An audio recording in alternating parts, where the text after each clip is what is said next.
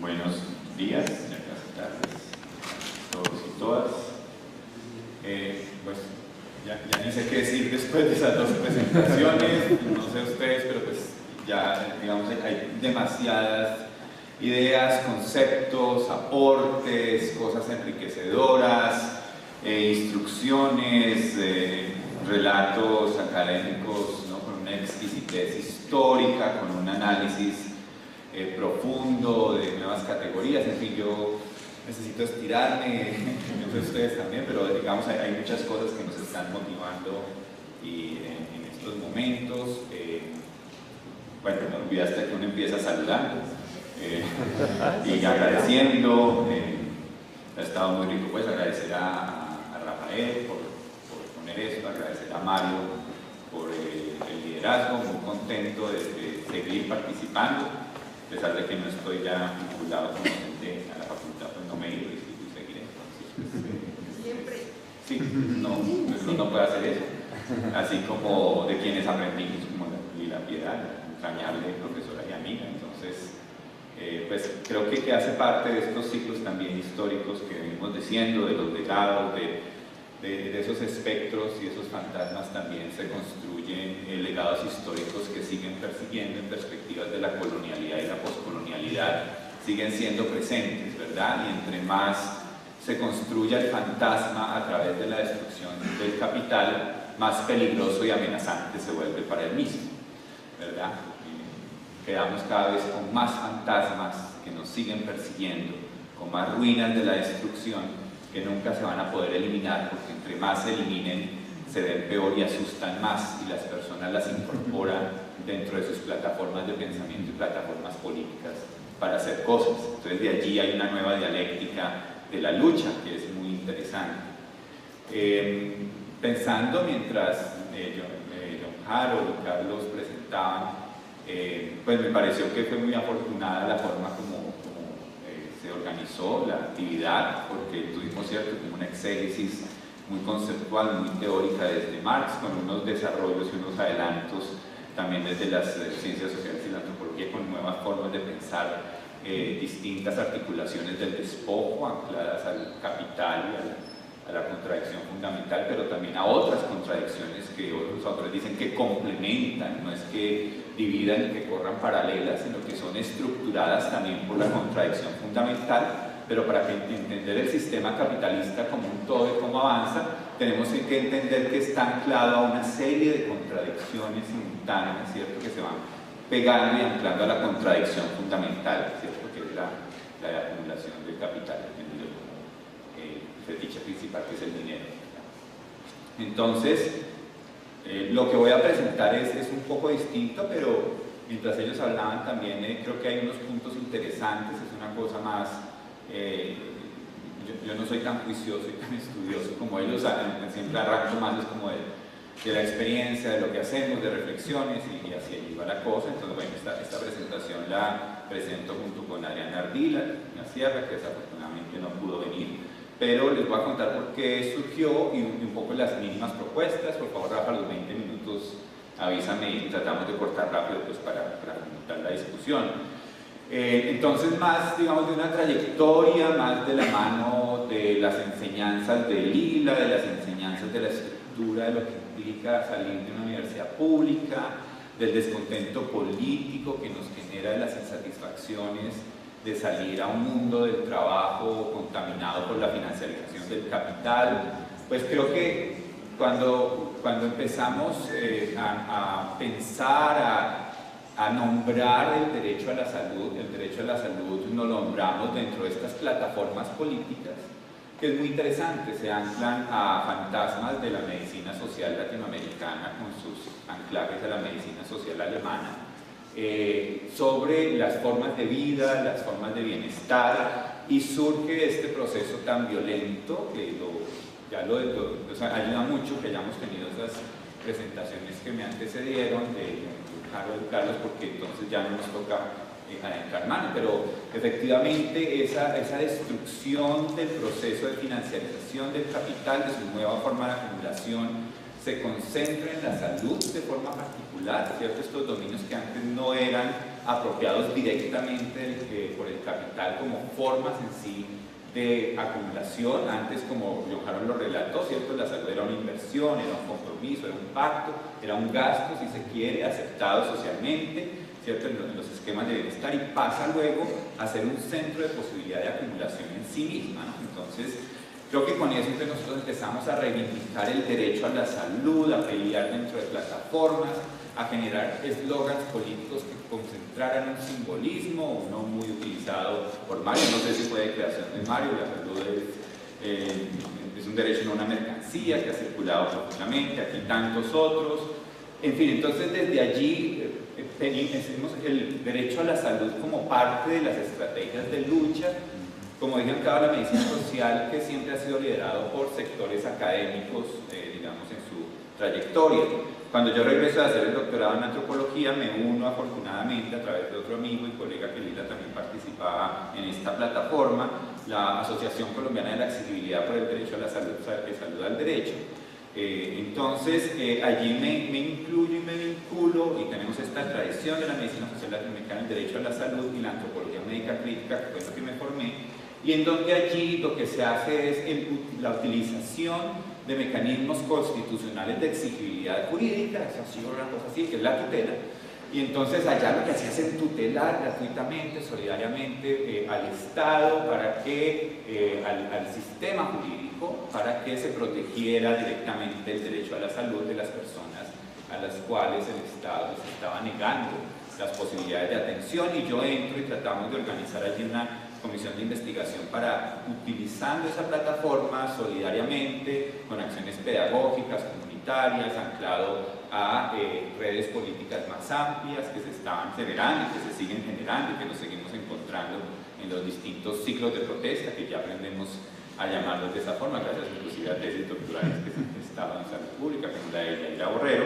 Entonces empezamos a entender un poco más esta articulación del sistema jurídico, de la protección de los derechos a la salud a través de mecanismos constitucionales y de un legado muy grande de corrientes, digamos, de pensamiento crítico en salud latinoamericanas.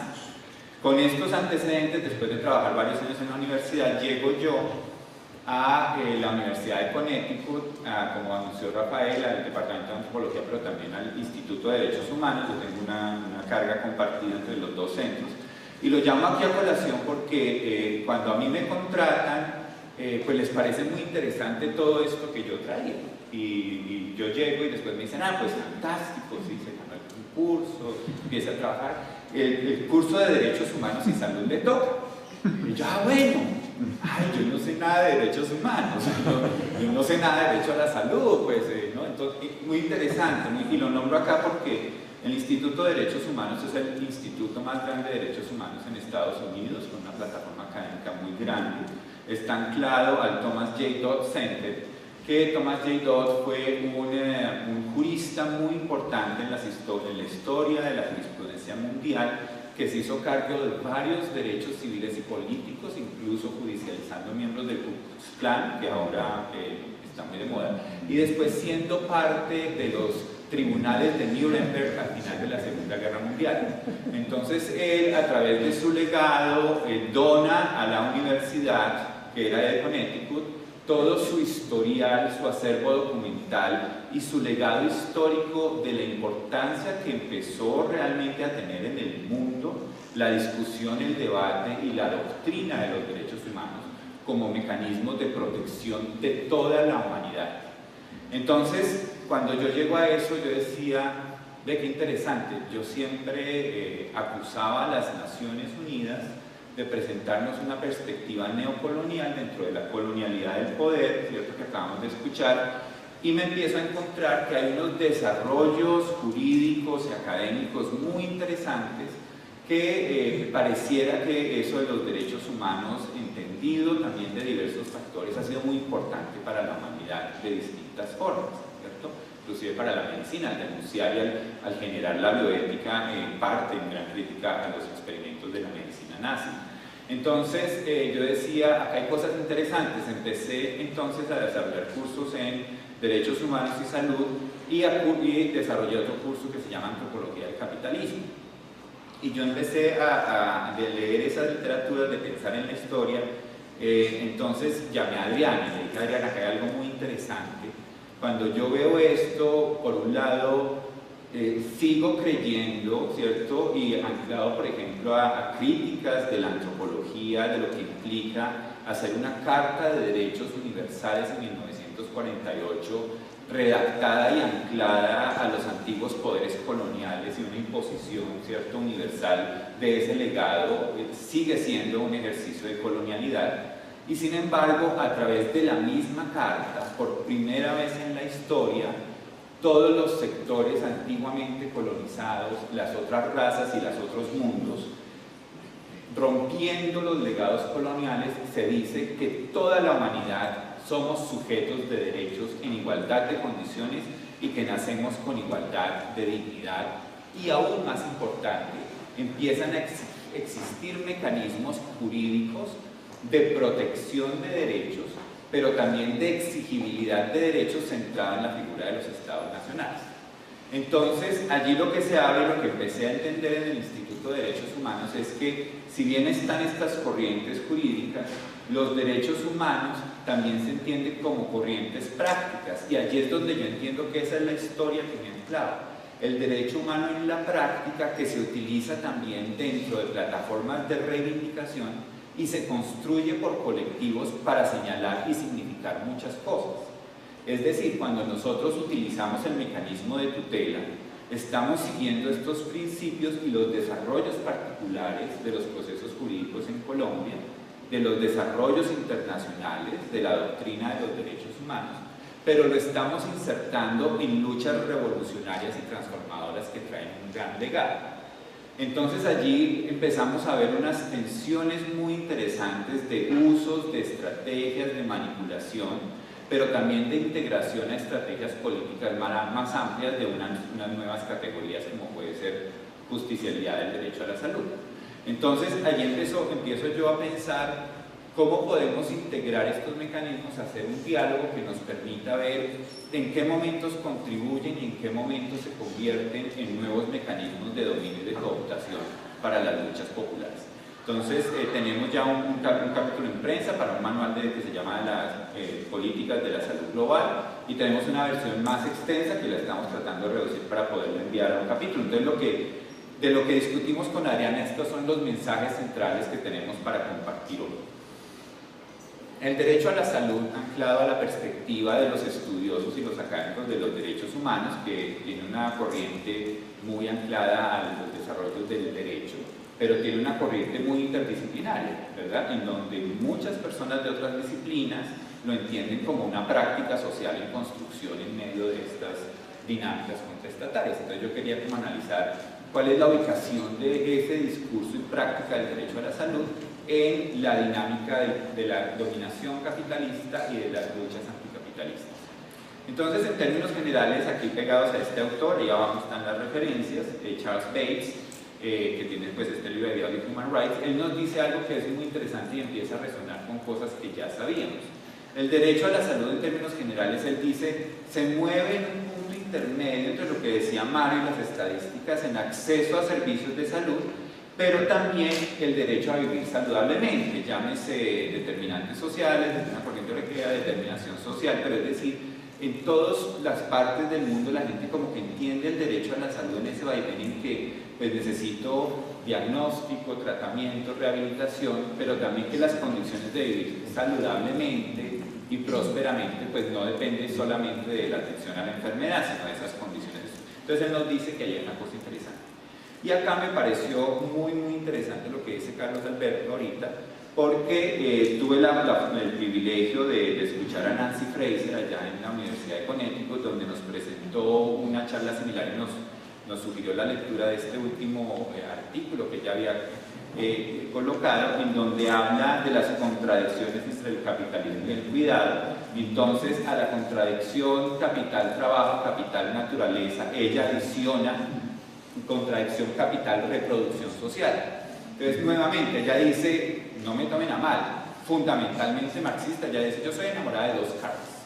Karl Marx y Pascal Polanyi, ellos son mis grandes amores. Y yo soy feminista, sí, pero yo no creo que eso hay luchas separadas. Son luchas estructuradas anticapitalistas, entendidas como la lucha por la liberación de todos, de las opresiones de género, de la opresión y la destrucción de la naturaleza. Y ella dice, yo creo que yo estoy viendo una nueva contradicción que pasa en el sistema capitalista, que es la contradicción capital-reproducción social.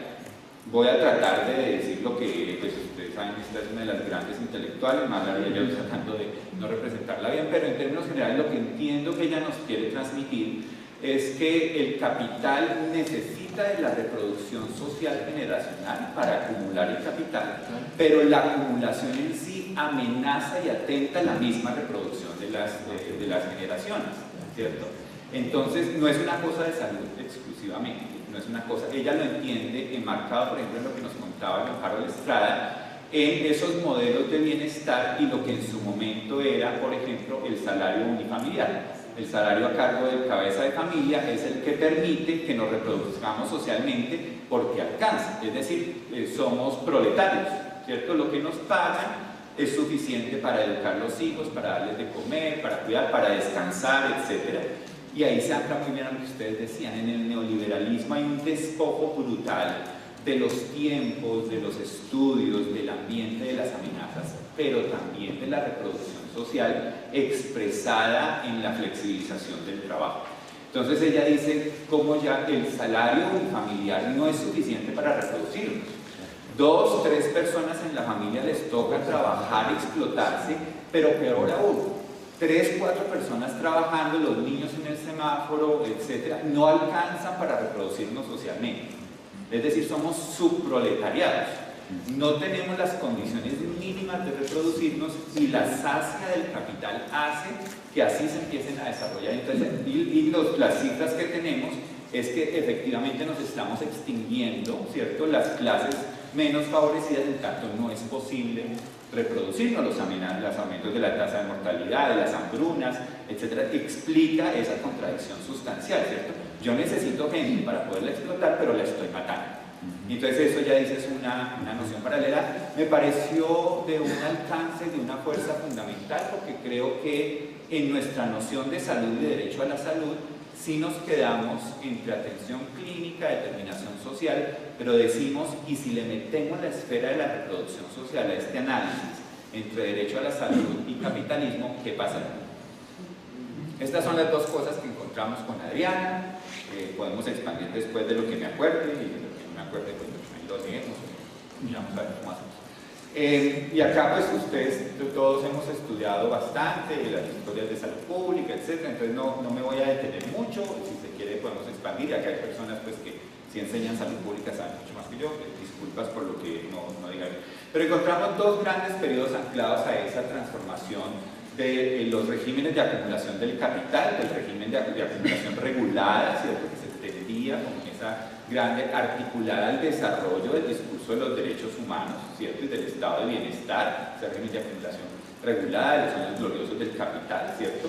Y la transición entonces al régimen de acumulación flexible, financiarización de la economía, es decir, tienen varias formas de cambiar. Entonces, nosotros pensamos que hay como en esos dos momentos vemos unas articulaciones interesantes entre derecho a la salud y desarrollo del capitalismo. No quiere decir que sean etapas ¿no? totalmente pues, opuestas, ni que en la primera haya más restricción y en la segunda más especulación, pero creemos que son como ejes importantes para que nos ayuden a la reflexión. En el primero, entonces, tenemos toda esta agenda desarrollista que se da justamente después de la primera, inclusive desde el periodo entre guerras, ¿cierto? Que ya sabemos que es un periodo sustancial justamente en esta transición del modelo del capital, porque empieza a través no solo pues, de la guerra de la destrucción, pero del financiamiento de Europa a través del Plan Marshall de asegurarse una hegemonía del bloque occidental del capital, ¿cierto? Por eso, y que inclusive pues, militarmente y con acciones de propaganda se obligan a los estados europeos que eliminen cualquier posibilidad de que partidos comunistas y fuerzas alternativas ganaran poder ¿no? El Plan Marshall estaba condicionado los recursos a que hicieran una estructura y una plataforma capitalista. Entonces, en ese momento, lo que estaba pasando en salud es que la Rockefeller nos estaba haciendo toda la agenda, ¿cierto?, preventivista y todo este tipo de cosas que nosotros bien ya sabemos, que inclusive, si bien la agencia de salud de la Rockefeller se acaba, muchos de los delegados empiezan a formar parte de la nueva configuración de las Naciones Unidas en Salud, la Organización Mundial de la Salud, y termina replicando toda la agenda que se venía en el Rockefeller. Eso lo saben muy bien, lo han estudiado todos ustedes. Lo que nos parece interesante de todo este momento es que paralelamente hay esfuerzos muy grandes de la medicina social latinoamericana, ¿cierto?, para decir, esa no es la propuesta. Se junta una gran crítica después de que se fundara la Organización Mundial de la Salud y no se resolviera la salud de las poblaciones, otra historia bien conocida. Termina en Alma Ata, la Declaración de 1978, con pensar la atención primaria en salud como una propuesta desde la medicina social, ¿cierto?, para atender a eso. Eso fue en 1978. En 1979 la Rockefeller hace un nuevo encuentro paralelo y crea la atención primaria en salud selectiva. Gracias. Por eso es que acá tenemos. Entonces, de este primer momento señalamos esa restricción en un campo de luchas y de pugnas por mirar cuáles son los desarrollos de distintas corrientes desde una perspectiva inclusive de postcolonial, ¿cierto? Toda esta atención primaria en salud fue gestionada gran parte por América Latina, pero por Asia y por África, ¿verdad? Tratando de sacudirse, y llega un ejercicio, ¿no?, nuevamente, y paralelamente tenemos los procesos dictatoriales y la fuerza militar, que Conjaro también nos señalaba, aniquilando las propuestas de medicina alternativa social, pues en cabeza de los asesinatos de Allende, de Che Guevara, y etc. Entonces uno ve una conjugación de fuerzas y dominios militares, pero también con unas restricciones a través de organizar estos eventos para ¿no?, como romper esos desarrollos alternativos. El segundo momento, que lo sabemos muy bien, del momento neoliberal, que es de la especulación, y ya les voy a contar un poco cómo termina eso. Entonces, de la primera, vemos que de la APS se queda esa restricción, la vemos, digamos, simbolizada en ese momento tan claro, que es de la APS selectiva. Y si pensamos en esa triple relación que estamos proponiendo del derecho a la salud como cuidado, como bienestar y como reproducción social, este es un ejercicio que empieza a tentar esas posibilidades, ¿cierto? Cuando yo en la esfera de la salud solo tengo campo a unas actividades mínimas esenciales, ¿cierto?, que inclusive desde esa época estaban siendo consideradas costo-efectivas, vacunación, etc., mis posibilidades de reproducción social ya se empiezan a ver amenazadas desde esa época, ¿verdad? Pero una de las cosas más interesantes, apoyados acá en esta serie de autores y autoras que señalamos en la diapositiva de abajo, es que se mencionaba, por ejemplo, desde Mario, después, estoy viendo la importancia del complejo médico industrial, ¿cierto? Y ese complejo médico industrial fue fundamental. Mario lo menciona en el capitalismo cognitivo, el desarrollo de las leyes de protección de patentes, ¿cierto? Hace que el complejo médico industrial se va desarrollando de la mano de esta agenda preventivista, ¿cierto? Porque además, cada vez que nuestros países implementan y desarrollan sus sistemas de salud, ¿cierto?, para poder cumplir con la atención primaria en salud, entonces tienen que comprar, ¿cierto?, de las Siemens y de Pfizer y de no sé qué, y el estetoscopio, y entonces la expansión universal a forma de nuevos imperios, ¿cierto?, del consumo de medicamentos tecnológicos hacen una expansión de las tasas de acumulación del complejo médico industrial de forma increíble durante el periodo de la restricción. Entonces la restricción del derecho a la salud nos implicaba hacer solo esto, pero eso que se estaba haciendo era súper rentable. Con el giro hacia el modelo neoliberal, lo que principalmente Celia Eliar y Eduardo Murphy,